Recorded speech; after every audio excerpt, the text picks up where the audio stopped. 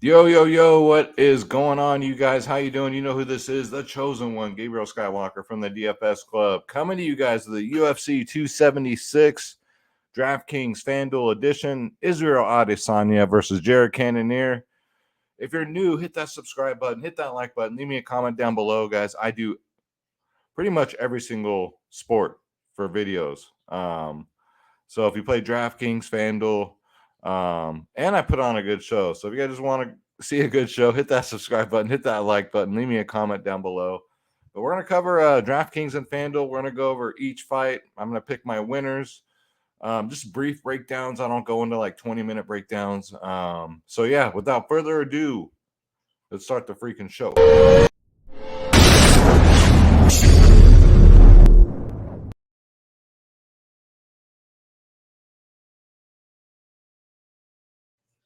All right. So, are you guys ready? This card's fully stacked. It should be a good one. The prices on DraftKings and FanDuel are pretty similar. Just Brad Tavares, he's 8-2 on DraftKings. On FanDuel, he's only $11. I think there's some value on Tavares on FanDuel. Right off the top, I'm just gonna say that, guys. If you guys play FanDuel, I like Duplessis to win. But Tavares at $11, I mean, shit. DraftKings has him as the favorite at 8-2, but let's not get out of order here, guys. So first and foremost, I probably won't get every fight right. I probably won't get every pick right. So if I don't, it's okay. It's okay. You don't have to blow me up on Twitter. You don't have to blow me up on other YouTube channels. If you're getting that mad where you're coming after me, or you're coming after even these fighters on Instagram that may have lost you money, and you're that upset where you're gonna like go really after these people, you probably shouldn't be gambling. You probably 1-800-gamblers for you. I will do my best to give you guys the best picks, but if I'm wrong on some of them, I'm wrong on some of them, guys.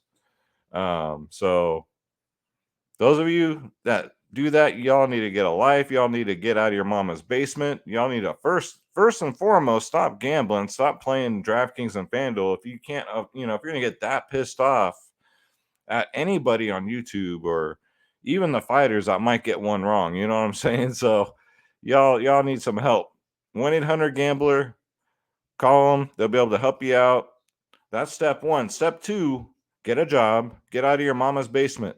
All right. Step three, if you're so damn good, you start your YouTube channel. You start trying to help people out and you make content. How about that? How about that? All right. So that's just my little rant, man. People just I mean, it doesn't get to me. It's just some of these fighters are my friends, and I go to their Instagram accounts after a loss. And man, these people are fucking vicious, man. Just totally just like, I bet all this money on you and you lost. I hope you fucking die and shit like that. I'm just like, oh my God. Like, really? Just don't gamble then, man, if you're going to get that upset. But all right, let's get into it, guys. I got DraftKings open. Let's bring up Tap All. Before we get into it, though, guys, check this out. If you guys play DraftKings and FanDuel, I got something for you. This is the DFS Club, guys. We play every single sport. We don't just play UFC.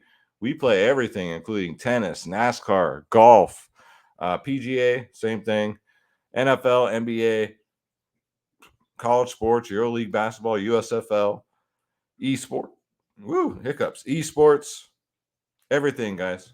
Two providers in one, dfsclub.com. You see our slideshow down here, guys. We're the cheapest in the industry. We're $14.99 a month. That's you get all my lineups, ownership, projections, top core plays, top stacks, top pitchers for baseball.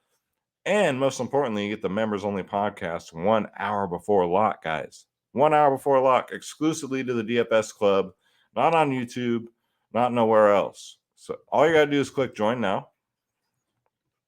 Click on my logo, Skywalker DFS. And then pick your plans, guys. We do prize picks. We do sports wagering. We do fantasy sports. Again, every plan covers everything I mentioned. The only difference is the more you pay up, the more you save. We got 3-day passes, but nobody can touch these prices. Nobody. one slate for $14.99 a month. You're already up, and then the rest of the month is on the house's money. You know what I'm saying? So, guys, stop losing, start winning. Come join the DFS Club, man. We fucking absolutely smashed it last week with the UFC, DraftKings, and FanDuel slate. It was beautiful. It was a beautiful thing. All right, so now let's bring up Tapology. We'll go through my winners, and then we'll go over to DraftKings and maybe put a core up. Because I don't want to give too much away, man, because people pay for my services.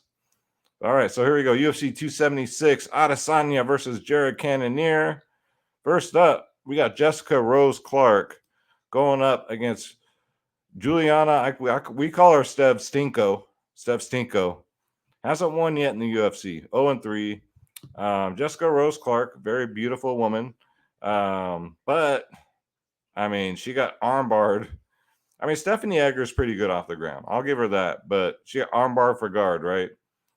She beat Jocelyn Edwards. She beat Sarah Alpar. Knocked her TKO. Got a decision against Jocelyn Edwards. Lost to Pani Kianzad, who's no longer in the UFC. My girl Miranda Maverick retired her. Lost to Jessica I in a decision. So strength of schedule definitely goes to Jessica Rose Clark. She lost. Let's see. Stolia Stinko lost to Alexis Davis. Decision. Got submitted by Julia Avila and lost a decision bout to Yana Kutsiadov. So I don't know, guys. A lot of people are on the dog here. Julia Stinko. For DraftKings purposes at 7-6, I mean, yeah, I'd take a shot there. At any point, like if she gets Jessica Rose Clark to the ground, Jessica Rose Clark that can't stop a submission. Her submission defense is not good. Steph Stinko can easily just slap in an arm guard from bar. Does that even make sense? This is my second video of the night, guys. I'm fucking exhausted. I need a drink. Cheers. But yeah, guys. For as far as like picking the winner here, strength of schedule, I'm gonna have to go with Jessica Rose Clark. But I'm not going anywhere near here on DraftKings or FanDuel. Let's just make that clear. Doesn't score well. She'd have to knock out Julia in the first round. I mean, it could happen, right? We've seen stranger shit happen in UFC. So, but the pick's gonna be Jessica Rose Clark. However, if you're gonna take some underdog shots, I guess you can go to Storia Stinko, but there's other dogs that I'd rather take my chances on. First fight of the night, too.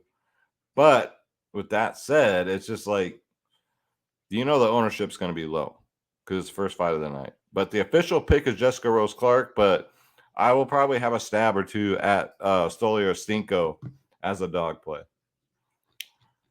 All right, so let's go back. Next up, we got Jessica I. She's priced at 7.1K, going up versus Macy, the overhyped Barber at 9.1K. Jessica I, man, 7-1. They sized up today. I was surprised. Jessica I is a little bit taller than Macy. She looked a little bit bigger. 7.1K, good forward pressure. She's very durable, man. She had blood all over her face after that headbutt last fight. Good boxing. She's willing to brawl, man. She may go for takedowns. That could be a mistake, though, because Macy's pretty strong. Macy's pretty strong in the clinch. I don't know about keeping them on the ground, but she's pretty strong in the clinch. She has pretty good output. Great cardio. She can go 5 rounds. She's done it. I think she got robbed last fight. I think Jessica I actually won that fight against Jennifer Maia, who is not a bad fighter, right? She lost to Joanne Calderwood, though.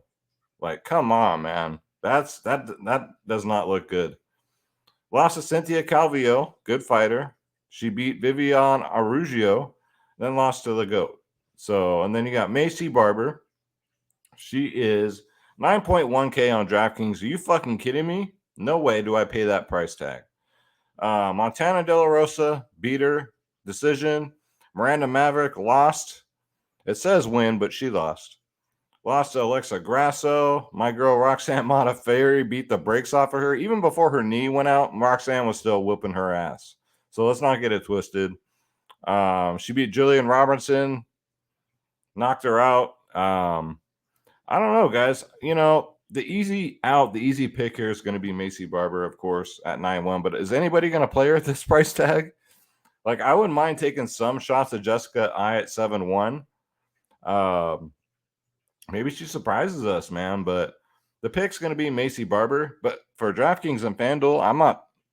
It's either dog or pass for me. But I'm going to pick Macy Barber here at 9.1K. All right. So next up, we got. Man, they switched the fights up on me. We got Uriah Hall. He's 7K. The ageless wonder here going up versus Andre Muniz at 9.2. Man, Muniz is a fucking savage here. I'm taking Muniz here at 9.2, and I think he gets a finish here. Uriah Hall's a striker. He's powerful. Nasty, we know he's got those head kicks, right? And knocks people out with those head kicks, leg body kicks, stiff jab, overhand right. Man.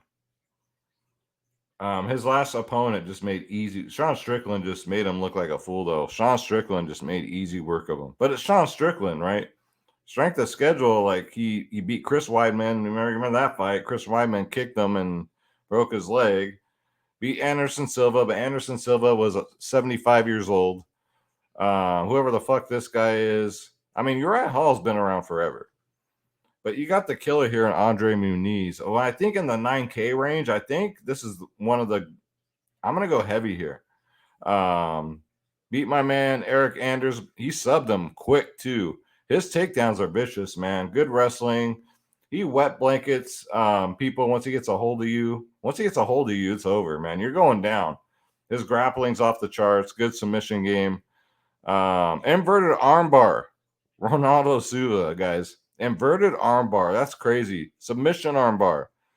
All this guy does, he got a decision there against Antonio Arroyo. But, man, he's subbing people left and right. And it's not easy to sub Eric Anders. The dude's big. The dude's strong. The pick here is going to be Andre Muniz. I feel pretty good about it at 9.2K. And the other fighters around this price range, which I'll get to when we go to DraftKings, I think he might be one of the lower owned guys. And I think he's going to score pretty well here. I think he gets a finish here. I think he slaps in a sub, and we take the victory here. All right, guys. So let me make sure everything's on the up and up. Let me change the screen here so it's better for you guys. There you go. All right. So next up. So this is what I was talking about here. So we got Brad Tavares. Let me go back here. On DraftKings, he's 8.2. On FanDuel, he's $11. Ridiculous. So FanDuel, you got to really think hard about this one. You got Dricus Duplessis at 8K. Sound like Pepe Le Pew. Here we go. The 8.2K versus the 8K fighter. Brad Tavares is a very powerful striker. He's got great cardio, good get-up game. If he gets taken down, he's pretty good at getting right back up. He throws them leg kicks. Dricus Duplessis, man, he's got the leg kicks also. He's very fast. Goes for takedowns, good grappling. Man, he KO'd fucking Jones. Trevin Giles last fight. Nasty shot. Came out of nowhere too and just caught him, man. And Giles went out. He beat Marcus Perez, knocked him out. So two appearances in the UFC, 2 finishes. That looks really good, man. Tavares, decision over Antonio Carlos Jr., and then a split decision win over Amari Akhmadov. I think FanDuel, you take shots here on Brad Tavares. On DraftKings, I'm going Dricus Duplessis all the way at 8K as my pick. The official pick is going to be Dricus Duplessis. Striking Knox, you need to work on your fucking nickname there, guy. But, yeah, give me the 8K fighter here. FanDuel, I might have a share or two of Brad Tavares just because I think there's value there. All right, next up.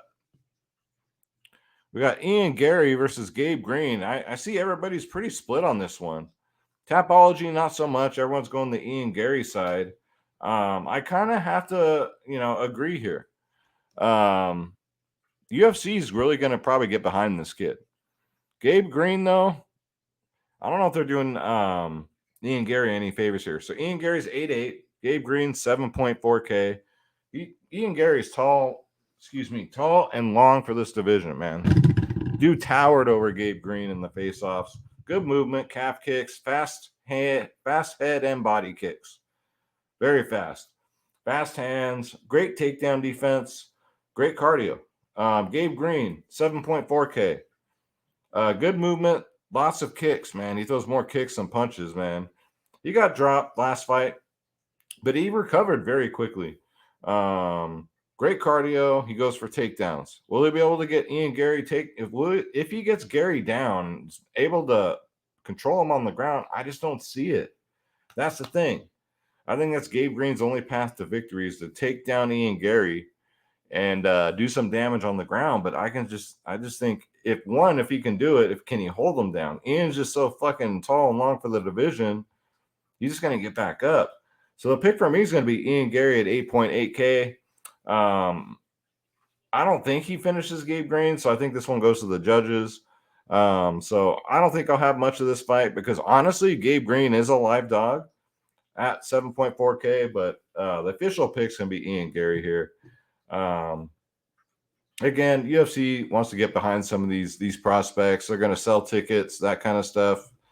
And a lot of people are here on Tapology, which are more of the sharper people. 80% for Ian Gary. All right, next up, man, Donald Cerrone. He's getting booked in every card, and people are pulling out. Either he's getting food poisoning from taco trucks, or the other guy's pulling out from fucking menstrual cramps. I don't know. Donald Cerrone, 7.5K versus Jim Miller, 8.7. Vandal's got Jim Miller priced way up too, by the way. I'm going to make this short and sweet. I think Jim Miller finishes Donald Cerrone. He just doesn't, let's face it, he hasn't looked good in a very long time. Just all fight week, he seems like he's just like, he's not himself. He just seems very like too kind. He doesn't have that killer instinct. He's just too nice, man, which, is cool. And I love nice guys, but Jim Miller, man, for his age, dude's fucking good. I mean, it's not a good matchup for Cerrone here. The other two were better matchups. This is just a bad matchup for him, man. Jim Miller's a striker. He's a brawler. Nice kicks. He's got 39 UFC fights, so he's a bet too. Goes for takedowns. He's coming off a TKO win. 2-fight winning streak, by the way. Nicholas Mota knocked him out. Then he knocked out Eric Gonzalez. Cowboy Cerrone hasn't won a fight, I don't think, since Conor McGregor's won a fight. It's been a long time. So if you're backing Cowboy, leave a comment down below. Let me know. Plead your case. I don't see it. I really don't see it.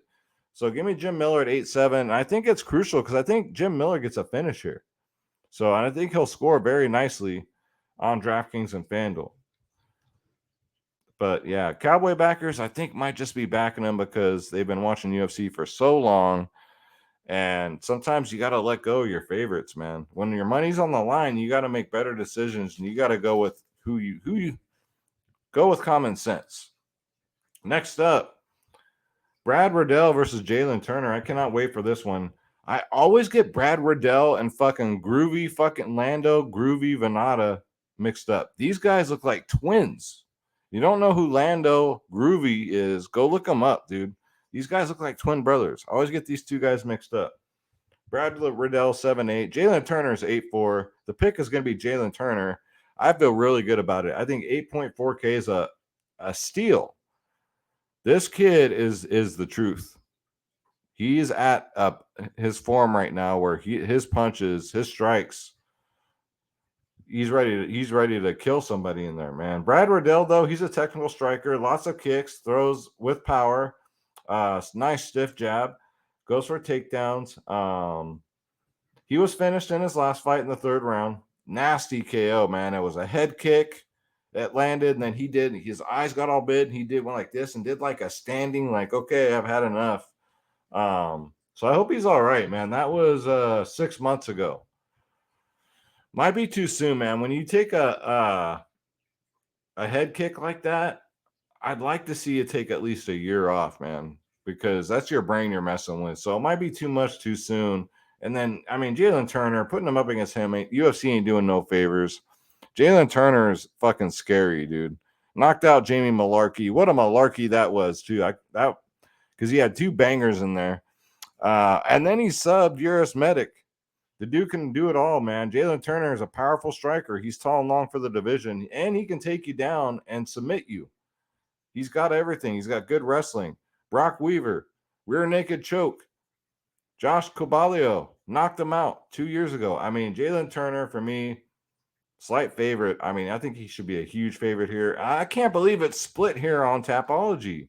Like, if I'm wrong about this one, I'm wrong about this one, but I'm going to have a lot of shares of Jalen Turner here. I mean, what's this man got to do to earn people's respect, man? 8.4K. Give me 100% Jalen Turner.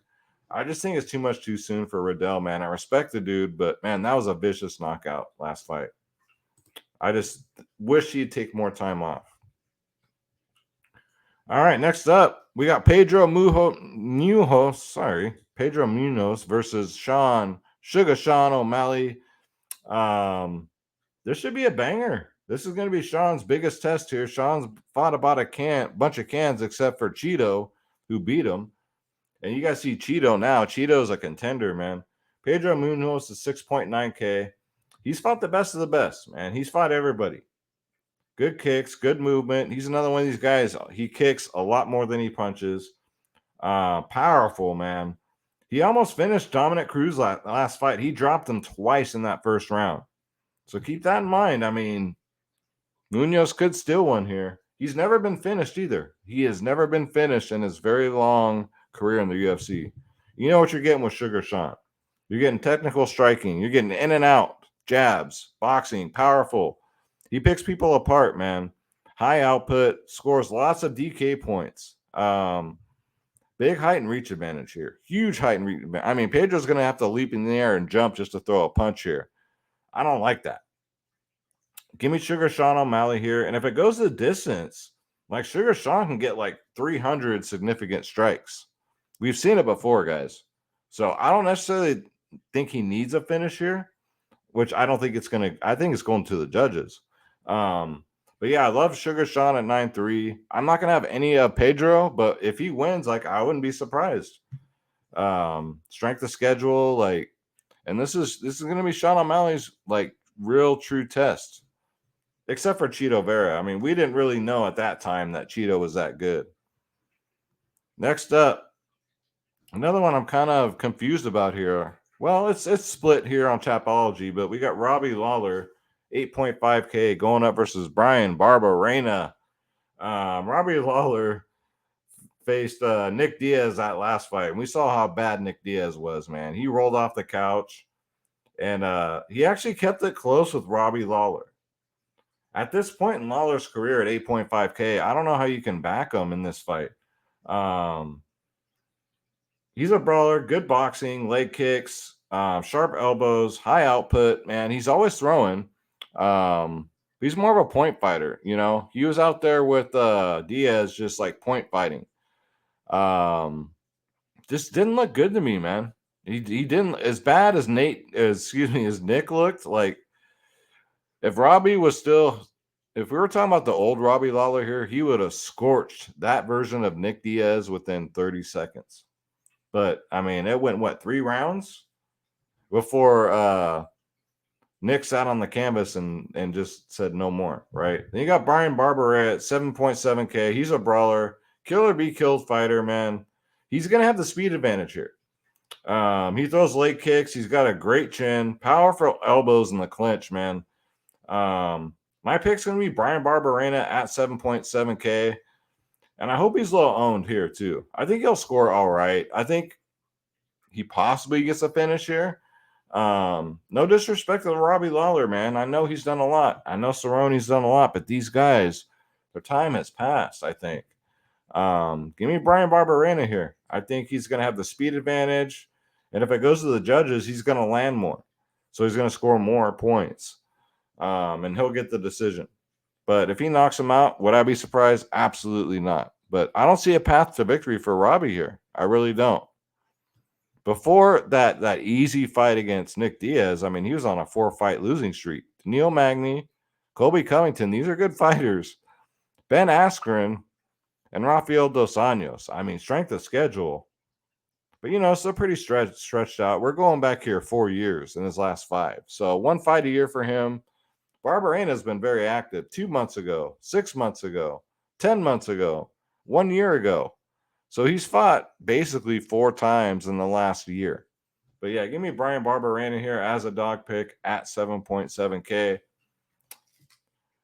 Do I get to it though on DraftKings or FanDuel? Probably not. I'm looking for all fighters. And guys, when you're constructing your lineups, you're aiming for at least 100 fantasy points out of every fighter. That's why with the Stolia Stinko pick, yeah, if you pick her to win, that's great. But in a win, she'll probably get you like 70 or 60. And on FanDuel, you definitely got to get 100 fantasy points. Because I've seen some FanDuel wins where they have like 50 points. So just be careful there. Next up, I cannot wait for this one, man. I cannot wait. You want to talk about good matchmaking here. I'm looking forward to probably this one more than any fight on the card. We got Sean Strickland against Alex Pereira. We all know Pereira. He's the guy that beat Israel Adesanya in their kickboxing matches. Here's the thing. He's only had 2 fights in the UFC. Andreas Michailidis, he knocked him out with that flying knee. Bruno Silva almost knocked him out several times, but got the decision win. Sean Strickland, 7.9K. But here's the thing. DraftKings prices. So Sean Strickland, 7.9. Alex Pereira's 8.3. As far as like betting goes, now Sean Strickland's the favorite. So you're getting the favorite at a price tag of 7.9K. Think about that. I'm going to take Sean Strickland here as my pick. I don't know how many of this I'm going to have on DraftKings or FanDuel. I don't think it scores well because these guys just stand there and strike. Sean Strickland has very good striking defense. Look at his face every fight, man. He does not take damage. He's hard to hit. I think it goes to the judges. And when you don't have grappling, you don't have wrestling, you don't have control time, they really don't score that high. But Sean Strickland, 7.9. High output striker, good chin, good striking defense, like I said. A lot of people say he's going to use his wrestling, go for takedowns here, but is he? Like, do we really know he's going to do that? Alex Pereira has been training with Glover Teixeira, who's been teaching him some ground game. I don't know if you guys knew that, but yeah, he's been training with Glover, man. Great cardio. With Sean, he stays out of striking range. He goes in and out. He doesn't stand still. And if you watch his training videos, man, the dude's crazy. We already know that, but he'll have 3 guys charge him at one time. And that's how he trains. 3-on-1 type of deal. But this is a legitimately like 50-50 fight. Alex Pereira, kickboxer, nasty kicks. The dude is so fucking powerful, man. He's going to have the height and the reach advantage here. Tall and long for the division. Takedown defense is suspect. We already know that. He can be taken down very easily. Nasty knees in the clinch, though. His chin checks out so far, but he's only had 2 fights in the UFC. This will only be his 3rd fight. And they're already throwing Sean Strickland in front of him. That says a lot. We all know the winner here is probably going to take on Adesanya next because I think Adesanya is going to be in still. But yeah, the pick's for me is going to be Sean Strickland. But if you're taking Alex Pereira, you're taking him by knockout because I think that's the only way he wins here. Sean Strickland is just a volume machine. So with the judges, he's going to land more. He's going to make it. He's going to make him fight his fight. So if you're taking Alex Pereira, which I don't mind taking him, he's going to get a finish, and you probably get him at super low ownership. So, but the pick for me is Sean Strickland. But Alex Pereira, definitely a live underdog at 8.3K, and if he gets it done, it's going to be by finish. All right, guys. So here we go, the co-main event of the evening. I think this should be the main event, but because of matchmaking. Another 50-50 fight, guys. We got Alexander. Both of these guys are DraftKings and FanDuel gold. Max Holloway scored 200 200 DraftKings points 2 fights ago. 200. I've never seen that. Cash games, I think you stack this fight. I think you put both of them, you stack them. Rack them and stack them. Volk is 9K. Max is only 7.2K on DraftKings. Both are good strikers. The boxing advantage, I think, goes to Max, right? Volkanov, those leg kicks. Them leg kicks, man. He's going to attack Max with them leg kicks, just like last time. Max doesn't not check leg kicks, man. Look at his last fight, man. His legs got lit up. Thank God Max is so tough because most fighters, they can't take that shit. But Volk, slick boxing, goes for takedowns. Man, he fucked up the Korean Zombie that last fight. Holy he fucked him up. He's looked the best he's ever looked. That's why I'm going to take Volkanovski here as the winner. I mean, right now he's in his prime, dude. This is Volkanovski like 2.0. I've never seen someone beat the Korean Zombie the way Volkanovski did. He beat the hell out of that man. It was a standing TKO. Max Holloway, great output, great boxing, very high output. He hits hard. Great cardio. This dude can go 10 rounds. He has got a great chin. You can't finish him. Again, the cause for concern for me, the deal breaker here is I think the leg kicks. I think Volkanovski scores more striking with the leg kicks because he's already going to score high with the punches too. But you throw in all the leg kicks, I think that's going to be the deciding factor. That was the deciding factor last fight. Honestly, I think Max Holloway won that last fight. He should have got the nod. But to beat the champion, man, you got to be convincing. It's got to be a convincing fight for you to get the nod, I think. But the pick's going to be Volkanovski. But you, honestly, for 7.2K, I think you get Max Holloway in your lineups. So even if you fade Volkanovski, I think you get Max in your lineups. Even in a loss, he gets you over 100 fantasy points. That's probably more than most of these winners on this card. So, again, either stack this fight or put Max Holloway in your lineups. But my pick for the winner is going to be Volkanovski. I'll have some lines with just Volkanovski. Not many, but I will have most of my lineups will have Max Holloway in it. I'll have one in the cash game. I'm going to stack them. That's an easy 7.2 price tag for Max Holloway for a guy that, got 200 fantasy points. So, but the pick for me is going to be Volkanovski. And then let's go to the main event. Not going to spend too much time here. Give me the last style bender, Israel Adesanya. But for DraftKings and FanDuel purposes, it's a complete fade for me. Neither one of these guys score very high. It's the same deal, you can say about Strickland. Israel doesn't wrestle. So takedowns, control time, sweeps, reversals, like he's not going to get points for that. He's just a pure striker. He's going to get points for his striking. I don't think he finishes Jared Cannonier here. I think it goes to the judges. In order for Israel to pay off that price tag, man, I don't see it happening. So this fight, the pick's going to be Israel Adesanya. But as far as like DraftKings and FanDuel, like this fight, I'm going to fade the main event, guys. I'm going to do it. So let's go over to DK. And let's dig into some salaries here, what I'm talking about. All right. So, again, Israel Adesanya, like I was saying, fight log. Fantasy points, 75, 85, 35 in his last three. 9.4K.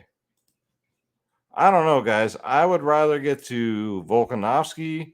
I would definitely rather get to Munhoz at 9.2. Andre Muniz, 107, 108 in his last two. Round one finishes. Even this round one finish, 95 fantasy points. And he gets the takedowns. Those takedowns are vicious too. So 9K range. Give me him. Give me Sugar Sean. Where's Sugar Sean? Right here. All right. So his fight log, 116, 147 against the human punching bag. He got 230 strikes, 230 significant strikes. That's just insane, man. And that was 3 rounds, right? 101 against Almeida. So I'd rather take Sugar Sean, right, than Israel Adesanya. And you're going to save a little bit of bread. He's 9.3. But yeah, let's pull up fucking Max Holloway, like I was saying. So Mad Max, 153, 209 against Calvin Cater, guys. 445 significant strikes in a 5-round fight. 445. The next fight, 230 significant strikes, 153. Both losses against Volkanovski, 54 and a 43. Right? That's doesn't make me feel good, but this Max Holloway here, he's just throwing. He's just throwing. You're only as good as your last fight. Everybody always says that. I think it's a true thing. So I don't think you necessarily have to pick Max Holloway just because you think he's going to win. I think you can take him even if you think he's going to lose, and you probably get you about 100 more fantasy points. Max Holloway is my favorite underdog, obviously. And then let's look at some other fighters with scores like Jared Cannonier, 98, 74, 23. Like if he don't win, he still doesn't break 100. Alex Pereira, 87 and 87. We need more than that. Sean Strickland, 93, 144 against Hall in a decision in a 5-rounder. He threw 186 significant strikes, guys. 153 his last fight against Jack. That's because Jack kept trying to take him down, man. I don't see that happening here. So I think we get a high-scoring shot on Strickland. I mean, Robbie Lawler, 98 fantasy points. He threw 131 significant strikes. Not bad, but we already went over Pedro Munhoz. 41, 30, 68. Like he's got to knock out Sean O'Malley for that to pay off. And then Jim Miller. So his 2 wins, over 100 fantasy points. And I feel pretty good about this one as a win. So for an 8-7 price tag, yeah, that looks pretty good. Donald Cerrone, 7, 47, 38, 0 against McGregor. Gaethje, 7. He just, he's gone, man. Ian Gary, 62 that last fight.